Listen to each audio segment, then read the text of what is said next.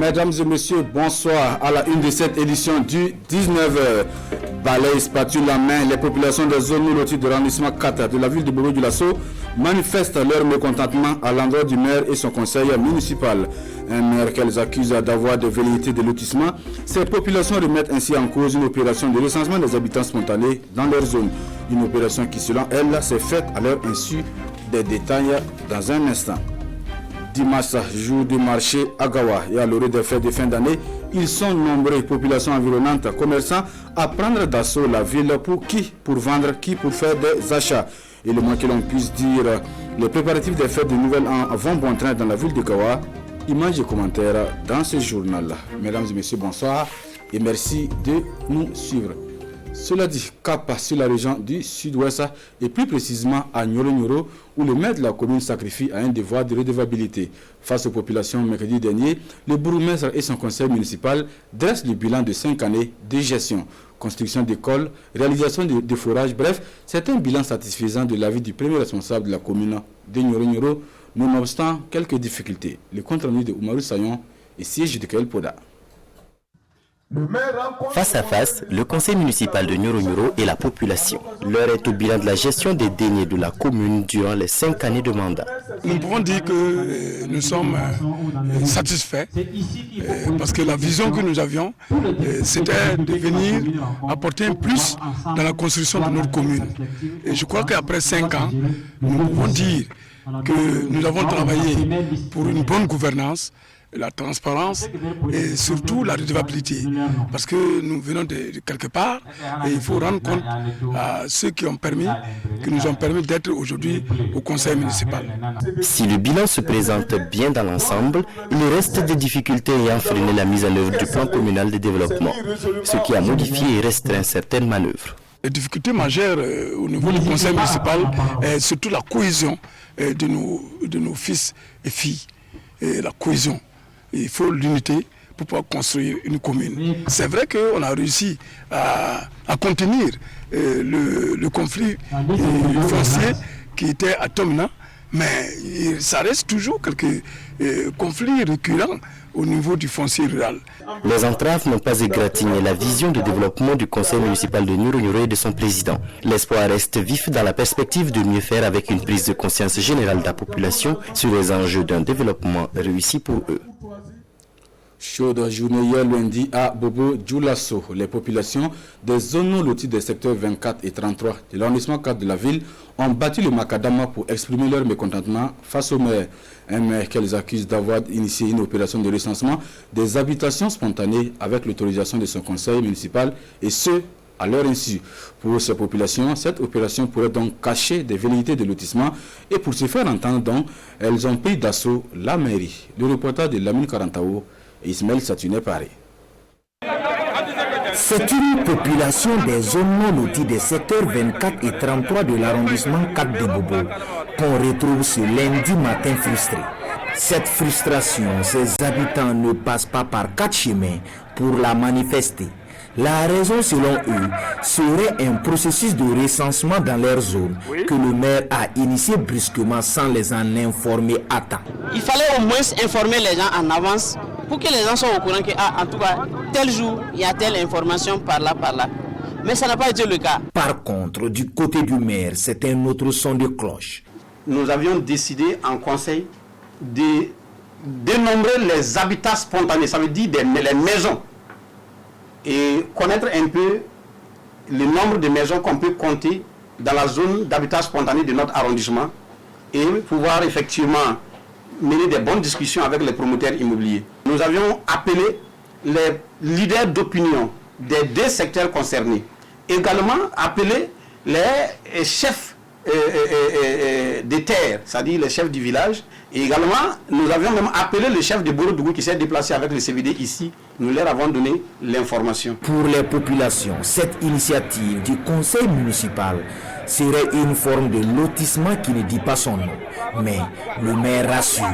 Il n'a jamais été question de parler de lotissement. Vous et moi, nous savions tous qu'il y a une mesure qui suspend les lotissements à Bobo et à Ouaga. Et d'ailleurs, je suis le porte-parole de Bobo et Ouaga lié à cette question de lever des mesures par rapport au lotissement.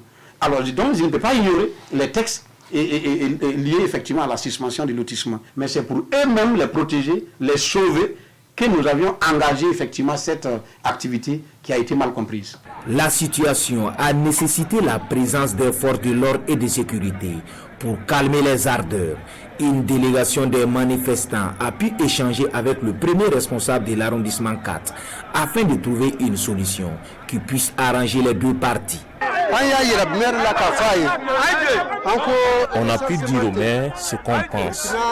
Nous lui avons signifié qu'il n'y a pas de lotissement au Burkina Faso, donc de stopper toute tentative allant dans ce sens. Il nous a compris. Ensemble, nous avons décidé d'avoir des échanges francs avec les populations pour mieux se comprendre sur son projet. À l'issue des échanges entre le maire et les représentants, les manifestants ont quitté les lieux pour se concerter dans leur quartier général. Tout en rassurant être sur leur garde, ils promettent être toujours disponibles pour le dialogue. Le maire, quant à lui, invite les uns et les autres à aller à la vraie information pour éviter de tels agissements à l'avenir. La fête de Noël, on en reparle dans ce journal-là. À l'instar de tous les fidèles chrétiens, c'est dans la ferveur que ceux de Fada Ngourma ont également accueilli la naissance de l'enfant Jésus vendredi dernier. Dans son homélie, Monseigneur Pierre Claver Malgo, évêque du diocèse de Fada, non sans appeler les fidèles au partage de la divinité du Christ, les a surtout exhortés à vivre ensemble et à prier pour la paix et la stabilité du Burkina. Chantal Boudrago. Les fidèles catholiques de Fada célèbrent la naissance du Christ dans la joie et l'allégresse à la cathédrale Saint-Joseph. À cette nuit de la nativité de l'enfant Jésus, les chrétiens ont tous uni leur prière pour la paix durable sur l'ensemble du territoire. En cette nuit de Noël, nous demandons que Dieu soit toujours avec chacun de nous, avec notre pays, avec nos forces de défense et de sécurité, avec nos autorités, afin que sa lumière éclaire tous et chacun et que nous puissions trouver la route qu'il faut. Chacun des fidèles a aussi adressé des prières au Christ Sauveur afin qu'il apporte des bénédictions dans les familles. Pour ma famille, je demande toujours la paix, la santé, l'entente, la compréhension. Nous sommes confiants, comme le Père évêque nous l'a dit, qu'avec la foi et la prière, toutes les difficultés que notre pays connaît vont se retrouver résolues grâce à ce petit enfant que Dieu nous envoie, Dieu parmi nous, Dieu qui sauve, l'Emmanuel qui se fait proche des hommes. Des autorités de Fada ont marqué leur présence pour accompagner la célébration du réveillon de Noël. Et à l'occasion de la fête de Noël, plusieurs enfants recevront le sacrement du baptême ce 25 décembre. Même effervescence à la paroisse Sacré-Cœur de Gawa, tout comme dans les temples de la ville. Noël cette année à Gawa est célébré sous le signe de l'annonce de la bonne nouvelle.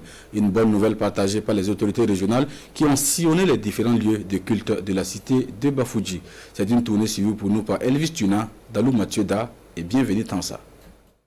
Dans ce quartier Moluki du secteur 4 de Gawa, les fidèles chrétiens du temple Shikina célèbrent pour la première fois le réveillon de Noël. Comme dans ce lieu du culte, la fête de la Nativité est aussi accueillie par les fidèles chrétiens de la paroisse Sacré-Cœur du Gawa. La naissance du petit Jésus est célébrée sous le signe de la mission. C'est encore en tout cas encourager les uns les autres à pouvoir donner notre vie au Seigneur. Nous commémorons sa naissance, mais le plus important pour nous, c'est que nous puissions donner notre vie au Seigneur et c'est par cela que nous allons être sauvés. Et effectivement, quand il va revenir, nous serons élevés avec lui pour le paradis céleste. J'ai insisté sur la mission, disant que la vie de chaque chrétien est une mission d'amour auprès des autres pour aider notre humanité à changer et à devenir meilleure sur tous les plans. Prières, chants et prêches sont les temps forts de cette célébration. Sur fond d'invite au respect des mesures barrières, une délégation des corps constituée, conduite par le premier responsable de la région, sillonne quelques églises de Gawa. Et c'est l'occasion pour moi de rappeler en ces moments de fête la nécessité, l'impérieuse nécessité de respecter les mesures barrières pour que nous puissions avoir des fêtes, mais également aussi prévenir notre santé. Les premiers responsables des églises et de la région ont invité les fidèles chrétiens au partage avec les plus démunis, notamment les personnes déplacées internes.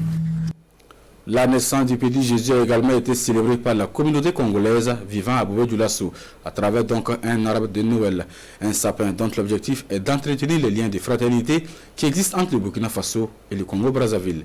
Le reportage de Kassoumi Logo et Kadou Romenki. Les couleurs nationales du Burkina Faso et de la République du Congo-Brazzaville hissées fièrement par ces tout petits réunis pour le sapin de Noël initié par la communauté congolaise vivant à Bobo-Dioulasso. On a des couples congolo-burkinabés. Nous avons ensemble initié donc cette journée du 23 décembre pour fêter donc la Noël des enfants.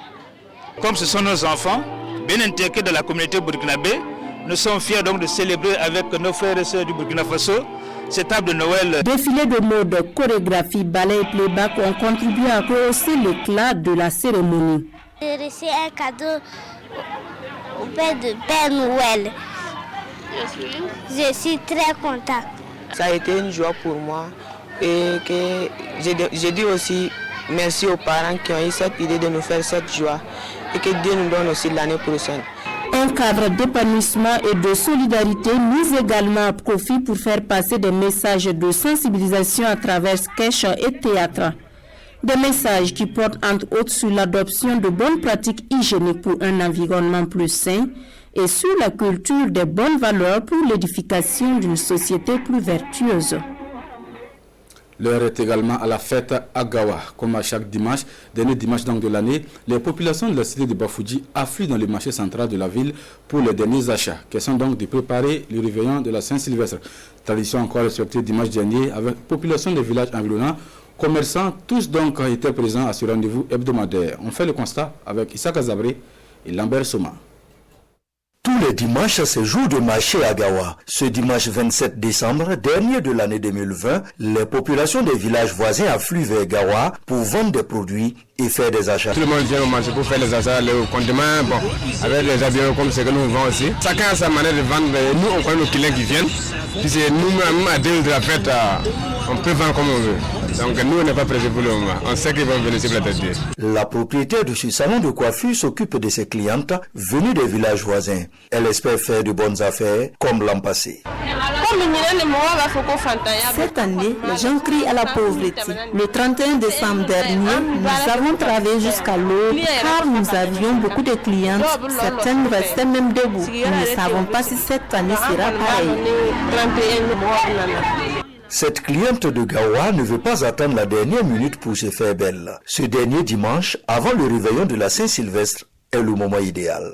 En tout cas, si j'attends le 30 ou 31, peut-être je ne peux pas tout maîtriser. Je vais venir trouver qu'il y avait beaucoup de clients. Donc c'est pour cela que je suis venu tôt. Pour me mettre à l'heure, maintenant que 31 va arriver.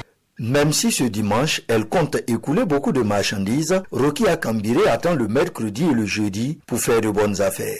Oui, on gagne client un peu, mais ça commence mercredi.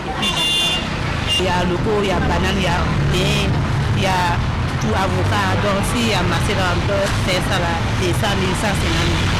S'il y a marché. S'il n'y a pas marché aussi, c'est 50 000. Plusieurs clients des villages comme de la ville de Gawa éprouvent des difficultés à recharger leurs bouteilles de gaz. Ce dimanche, c'est le même constat. L'un dans l'autre, malgré les effets néfastes de la maladie à coronavirus sur le portefeuille de bon nombre de personnes, les préparatifs du nouvel an vont bon train. Dans l'actualité ce soir, Bernard Bayala, un nom connu par le public sportif bobolais pour son engagement et son dévouement pour le sport dans la région des Hauts-Bassins, Yvoulo Bernard Bayala de la cellule sport de la radio Bobo est fait chevalier de l'ordre du mérite de la jeunesse et du sport. Une médaille qu'il a reçue des mains du premier responsable de la région, mardi dernier. C'était en présence de Kassoumi Logo et Kadou Romenki. La série de décoration des agents du ministère en charge de la communication se poursuit. Ce mardi 22 décembre, Bernard Bayala, journaliste sportif à la RTB de Radio Bobo, reçoit sa médaille d'honneur des mains du gouverneur de la région des Hauts-Bassins. Bayala Bernard, présent. Au nom du président du FASO et en vertu des pouvoirs qui nous sont conférés, nous vous remettons la médaille de chevalier de l'ordre du mérite de la jeunesse et des sports. Une distinction qui traduit toute la reconnaissance par la hiérarchie des efforts consentis par les agents sur le terrain. Je suis très fier d'avoir reçu cette médaille et je remercie tous ceux qui ont contribué à ce que je sois décoré aujourd'hui. Je vais d'abord dire un grand merci à l'association des journalistes sportifs, puis aussi bien sûr à ma maison mère, c'est-à-dire la RTB, et sans oublier tous mes collègues. Puis c'est une médaille que je vais dédier à toute ma famille qui m'a soutenu pendant tout ce temps. Vraiment, c'est de l'émotion, c'est tout. Cette année, et pour le compte du ministère en charge de la communication, 45 agents ont été décorés, parmi lesquels Karim Sissé et Bernard Bayala, tous agents de votre chaîne de proximité, la RTB de Bobo. Et c'est ici que s'achève cette édition de 19h sur la télévision du Burkina. Merci de nous avoir suivis toute cette semaine. Nathalie Kaoudou vous retrouve dans quelques instants pour la grande édition du journal de 20h. Bonne suite de programme et à demain. Dieu voulant.